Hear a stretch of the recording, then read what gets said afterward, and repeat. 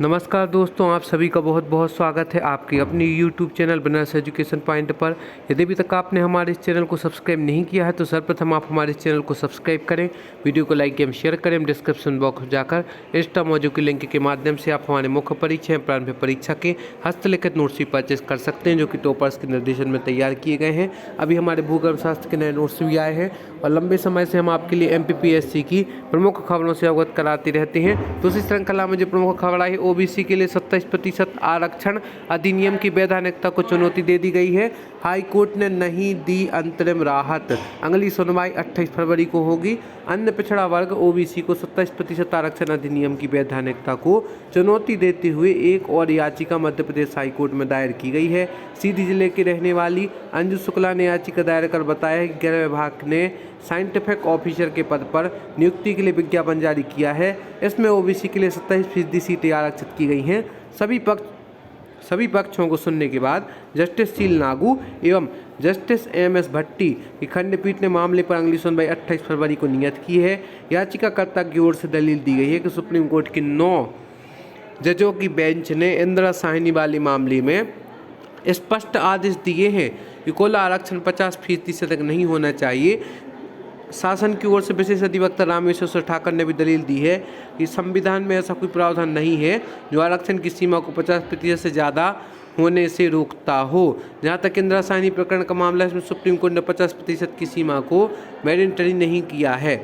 विशेष परिस्थितियों में सीमा 50% से ज़्यादा हो सकती है। मराठा आरक्षण से भी सुप्रीम कोर्ट ने यह कहा है कि मामले पर सुनवाई के दौरान दलील दी गई है कि संसद द्वारा इंदिरा साहनी के प्रकरण में दिए फैसले के प्रभाव को समाप्त करते हुए संविधान में 103वां संशोधन किया जा सकता है। इसमें OBC को दिए 27% आरक्षण पर किसी प्रकार की रोक लगाने का न्यायालय की अधिकारता में नहीं है, ना ही न्यायालय का काम कानून बनाना है। अब देखते हैं इसमें क्या हल निकलता है। OBC आरक्षण केस निरंतर विवाद की स्थिति में बना हुआ है। कभी 27% तो कभी 14%, कभी 14% के आधार पर विज्ञापन आ जाता है तो कभी 27% के आधार पर नियुक्ति होती है। कभी 27% के आधार पर विज्ञापन आता है तो 14% के आधार पर नियुक्ति होती है। अब देखते हैं इसमें क्या कैसा मामला निकलता है, क्या हल निकलता है अंतिम रूप में इससे। हाई कोर्ट ने नहीं दी है अंतरिम राहत और अगली सुनवाई 28 फरवरी को होगी। और नीट UG में OBC को 27% आरक्षण लागू नहीं करने को चुनौती।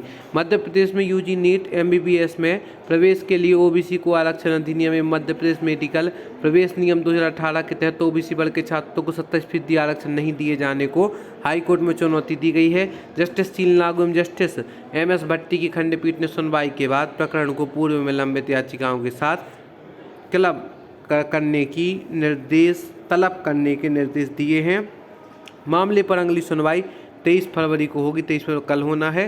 और यह याचिका सिवनी की उमा कहार ने दायर की है। याचिकाकर्ता की ओर से अधिवक्ता विनायक शाह और रामेश्वर ठाकुर ने पैरवी भी की है। तो इस प्रकार से देखते हैं अब OBC आरक्षण का क्या होता है, लेकिन आप तैयारी करते रहें। जैसा कि रिवाइज कैलेंडर जारी हो चुका है, उसके अनुसार जो आपकी मुख्य परीक्षा है, तो मुख्य परीक्षा का जो परिणाम है, मुख्य परीक्षा आपकी अप्रैल में आयोजित होनी है, प्रारंभिक परीक्षा 19 जून को आयोजित होगी, इंटरव्यू भी अप्रैल लास्ट में होना है। तो आप सभी अपनी तैयारी में लगे रहें और जहां भी आपको सहयोग की आवश्यकता होगी वहां हमारा चैनल हर समय आपके लिए सहयोग के लिए तैयार है। इसी प्रकार आप हमसे जुड़े रहें, हमारे चैनल को सब्सक्राइब करें। साथ ही साथ आप हमारे हस्तलिखित नोट्स, यदि आप 1000 रुपये से ऊपर के नोट्स लेते हैं तो आपको हार्ड कॉपी में नोट्स भी प्रोवाइड करवाए जाएंगे। साथ ही साथ अन्य कोई भी आपको सहायता, मार्गदर्शन आदि निःशुल्क प्रदान किया जाएगा। तो आज ही आप हमारे हैंड रिटन नोट्स परचेस करें।